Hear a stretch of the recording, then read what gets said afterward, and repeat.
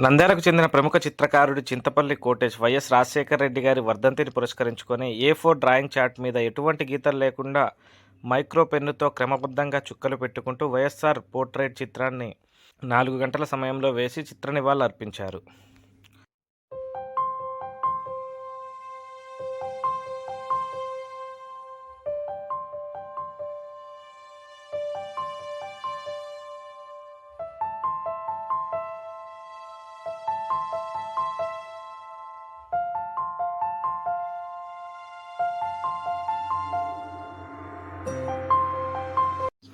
ఈ పోర్ట్రేట్ను drawing dot work అని కూడా అంటారు. ఈ సందర్భంగా కోటేష్ మాట్లాడుతూ వైఎస్ రాజశేఖర రెడ్డి గారు ప్రజల సమస్యలు తెలుసుకోవడానికి 1467 కిలోమీటర్లు పాదయాత్ర చేసి ప్రజల సమస్యలను విన్నారు. 2004లో ఉమ్మడి ముఖ్యమంత్రి పదవి చేపట్టి అనేక సంక్షేమ పథకాలు ప్రవేశపెట్టారని ఆయన అన్నారు. వైఎస్ రాజశేఖర రెడ్డి గారి వర్ధంతిని పురస్కరించుకొని A4 డ్రాయింగ్ చార్ట్ మీద ఎటువంటి గీతలు లేకుండా మైక్రో పెన్నుతో చుక్కలతో మైక్రో పెన్తో డాట్ వర్క్ అంటారు దీన్ని. చుక్కలతో చక్కనయ్య అంటే చక్కనయ్య చిత్రం వేశాను. అంటే చుక్కలతో చక్కనయ్య ఈ చిత్రం వేయడానికి 4 గంటల సమయం పట్టింది. కానీ ఈ చిత్రాన్ని డాట్ వర్క్ డ్రాయింగ్ అంటారు. వైఎస్ఆర్ అభిమానిగా నేను ఈ చిత్రం వేసి చిత్ర నివాళులు అర్పించాను.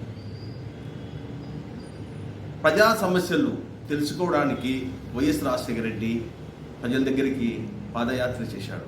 దాదాపు 1467 కిలోమీటర్లు పాదయాత్ర చేసి ప్రజల సమస్యలు తెలుసుకొని 2004లో ఉమ్మడి ఆంధ్రప్రదేశ్ ముఖ్యమంత్రిగా పదవి చేపట్టి ఎన్నో సంక్షేమ పథకాలు పెట్టి ప్రజల్లో సుస్థిర స్థానం సంపాదించాడు.